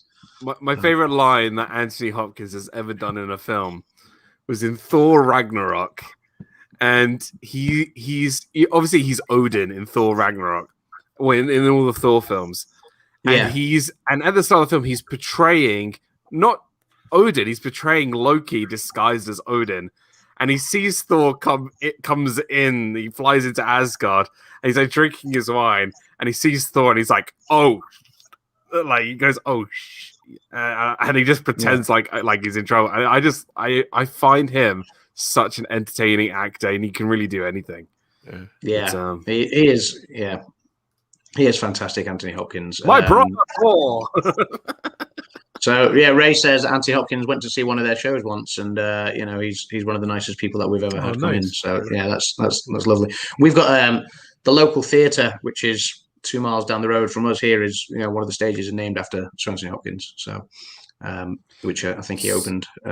So yeah, it's. So I want to ask a question to both of you. Yeah. Top 3 films from the Oscar season. Trial of the Chicago 7, Promising Young Woman, and The Father. But not in that order. Just just. I'll put Judas in there instead of The Father. Father, I think was probably 4th. So same as Adam. Father, Promising Young Woman, Sound of Metal. I didn't really like Sound of Metal at all. Sound of Metal would be my I really liked it.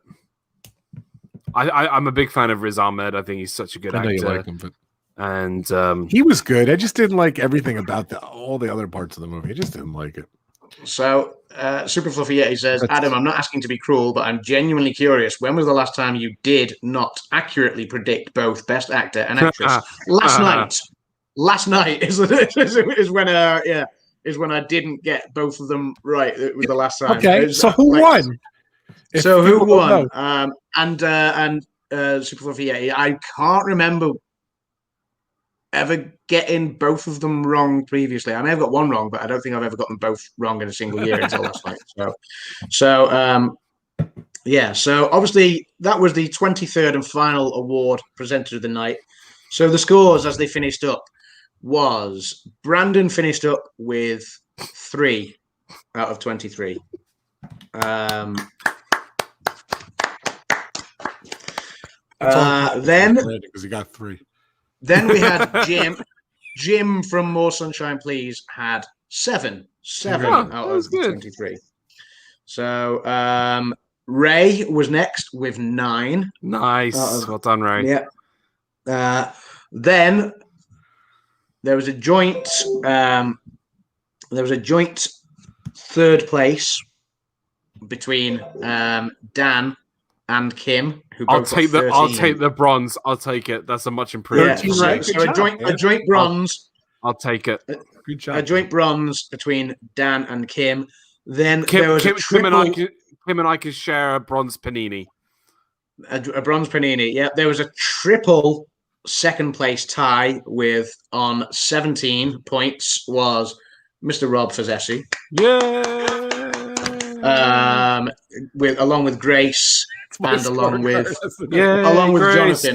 Jonathan. Woohoo! Yeah. So yeah. And then on 18 points. Hold on. I need to announce it because you can't announce it to yourself. So let me just say it.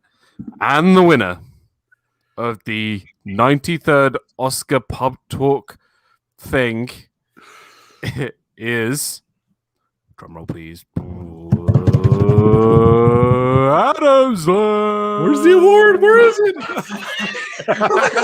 Full screen speech, God. Full screen speech. You can't award the award to yourself, so I had to do it. Kim, where are you? Give the award. Thank you. That's the same one. No, it's not. It looks less gold than the other ones. It is less gold. I couldn't get the same ones. They're out of stock. So this one's ever so slightly different, but it still counts. It's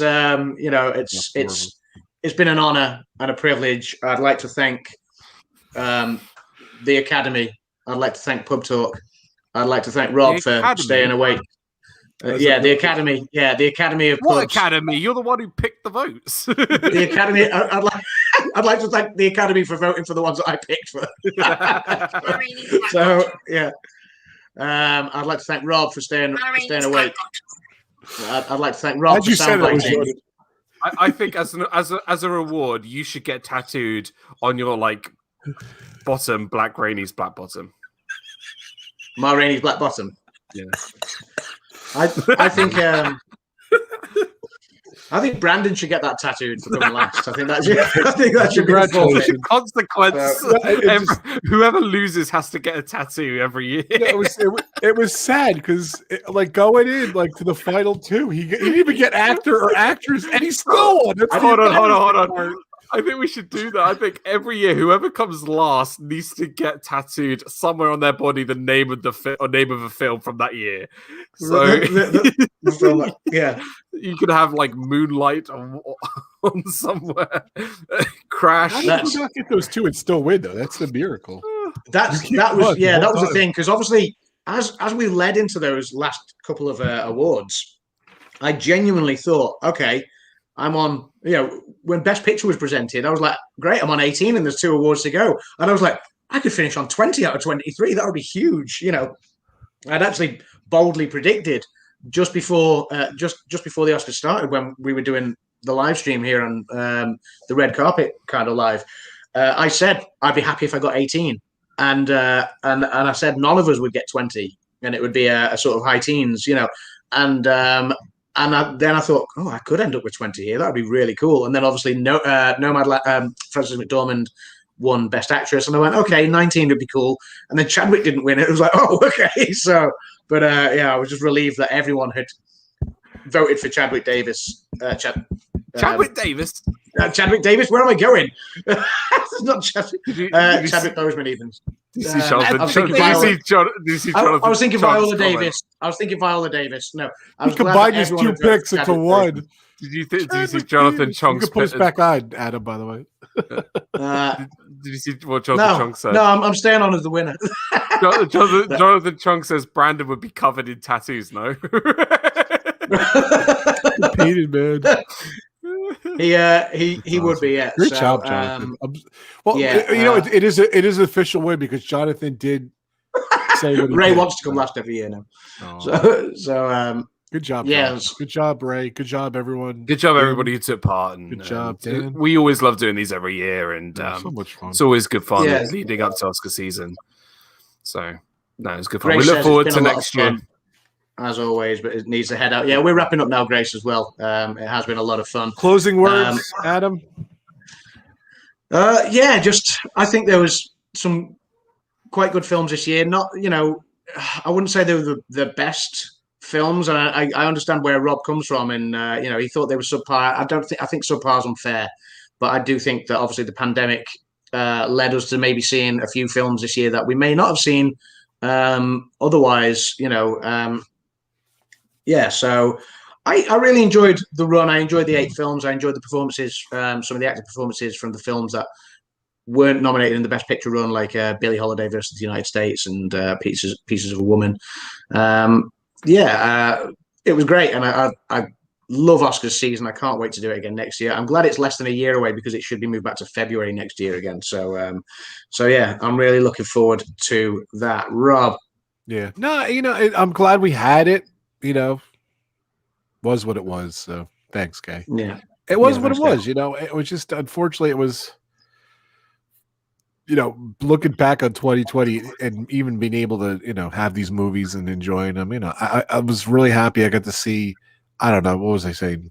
15 of the movies, whatever. I really did enjoy watching them. So I know Adam watched a lot. So, but thank you guys so much for hanging out with us and everything. And it was a lot of fun. So, and my takeaway is Brandon only got 3. So yeah, that's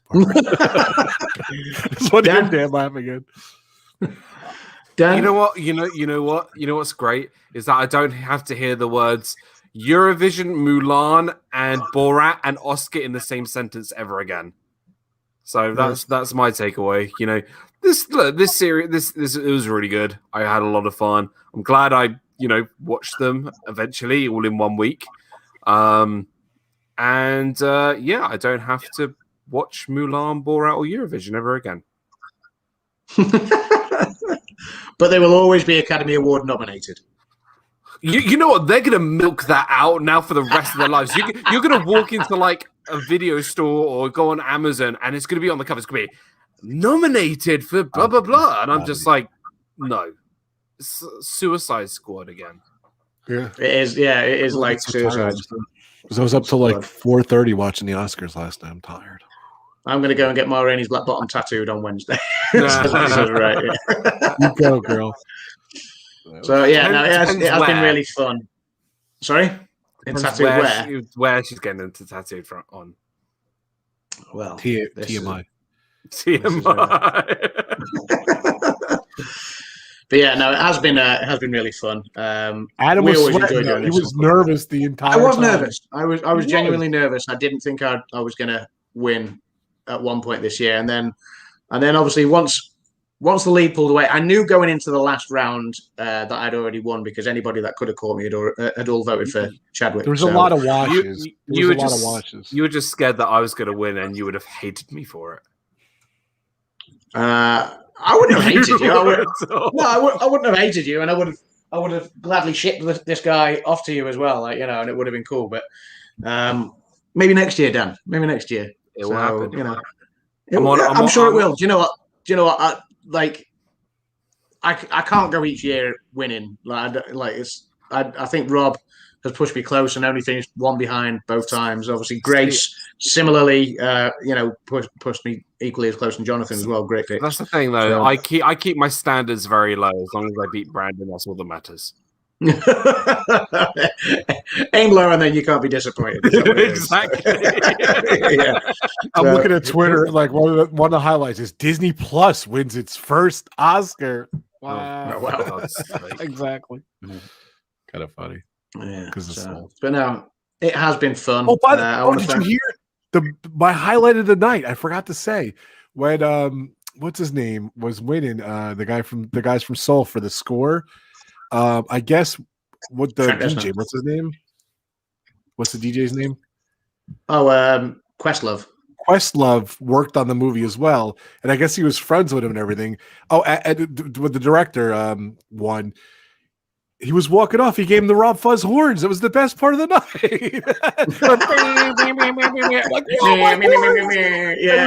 My horns. I was dying. That was cool. I'm like, oh my god, my horns. Who was your best dressed of the night? I wasn't impressed with anyone's outfits, really. I just wasn't. I don't know. Mine. I thought Riz Ahmed looked great. I thought and his wife, they both looked great. He wore a t-shirt and a jacket. You like that? I thought it was great. You know, if you can get away with wearing a t-shirt. I mean, Chloe Zhao was wearing trainers, so sneakers. You know, so I don't know. I thought Regina King looked stunning. I think she looked the best. Yeah, and Viola Davis as well looked absolutely. Pete Docter, when he got his award, he played the RobFuz horns. It was so fun. Yeah, Carey Mulligan looked great. Emerald Fennell, love Emerald Fennell. I thought she was fantastic. I'm sorry, but they missed the bullet there. Carey Mulligan should have come in. We all know how Carey Mulligan should have come in for her Academy Award. For the we know how you would like it, dude. If she came in as like the poster on Promising Young Woman, holy moly!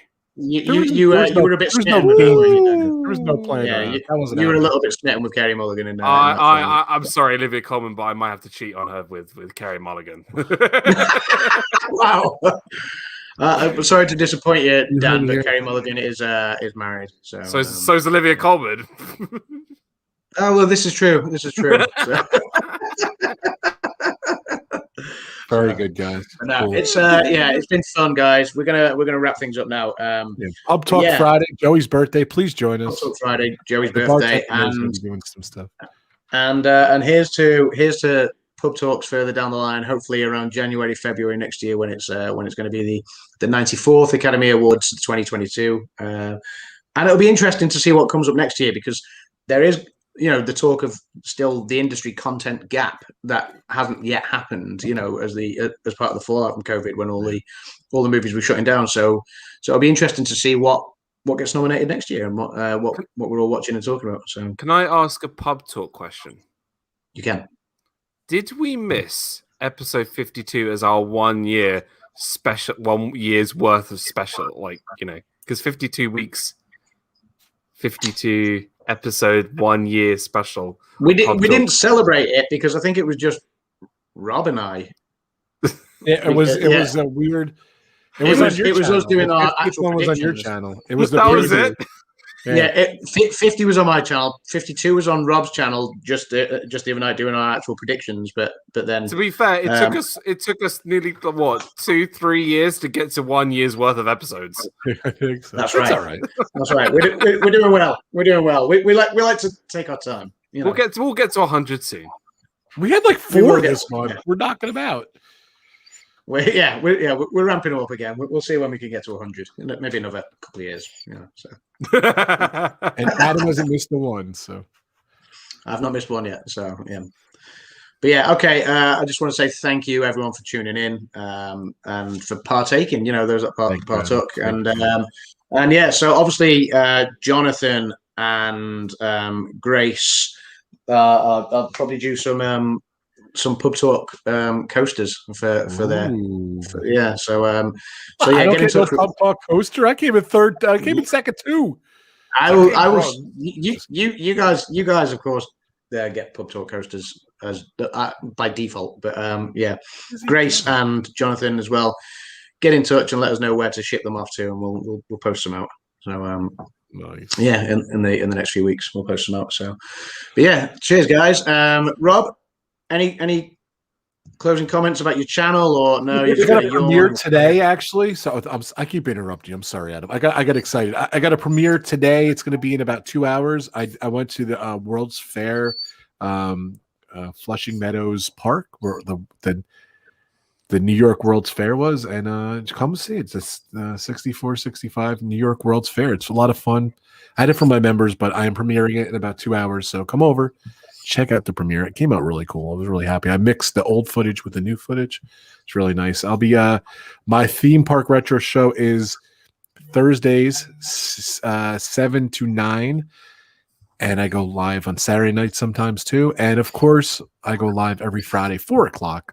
These guys and pub talk, RobFuz hangout. So thank you guys so much.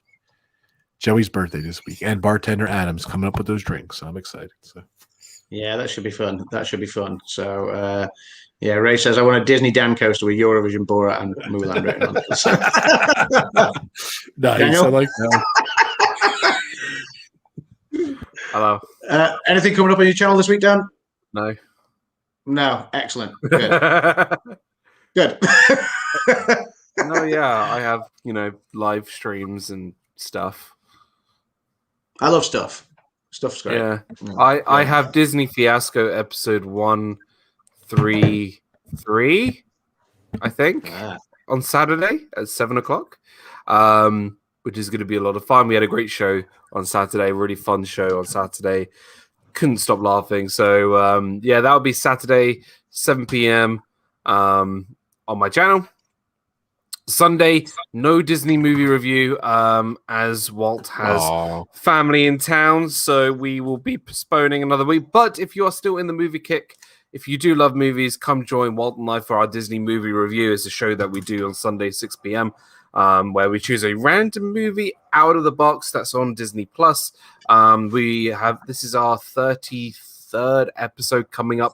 Not this Sunday, next Sunday, and it will be Mary Poppins Returns, which is a film that has a lot of meaning to me because it was the first film that Hannah and I ever saw together. So on our first ever date. So we will, and Hannah's not going to be joining me because she absolutely hated it. So yeah, we're not. So yeah. So that will be not this Sunday, but the following Sunday. But other vlogs and things coming out and things planned and yeah, so that's pretty much it. So yeah, I'll see everybody for Disney Fiasco on Saturday at 7. Nice. Okay, guys. Yeah, thank you. It's always been fun doing the Oscars stuff, and I can't wait for next year's as well. The annual Pub Talk Oscars Fun and Games, and yeah, well done to everyone that took part as well. Good job. And yeah, and it's fun. It's fun because obviously Rob told me to soundbite our predictions last night. Rob, can you remember what your prediction was? For Best Picture? No, prediction of how many you thought you would get. I got 18. I was one shy. So no, you said 19. I was joking with 19. So I was hoping for 19. Oh yeah, yeah. So, But yeah, I did. I just want to say, 2 years ago, We did a pub talk today. Pub Talk 18. All about Avengers Endgame and the Rise of Skywalker. It comes up on your timeline. That's how mad is that? 2 years ago. Mad. And in that time, we've only done. In that time, in 2 years, we've done what 30. You said 18 and you got 18, right, Adam? You got your prediction, right? I'll play the intro video to play us out again, what we started the show with, and that is that does sound like my prediction and Rob's prediction. Just because I want Rob to see his prediction one more time. But that's us wrapped up now. Ray says she does remember that. Kim says looking forward to next year. So make sure you tune in to Pub Talk on Rob's channel on Friday night, guys, for Joey's birthday, and we will see you guys really, really soon. So thanks, guys. Take care. Bye-bye.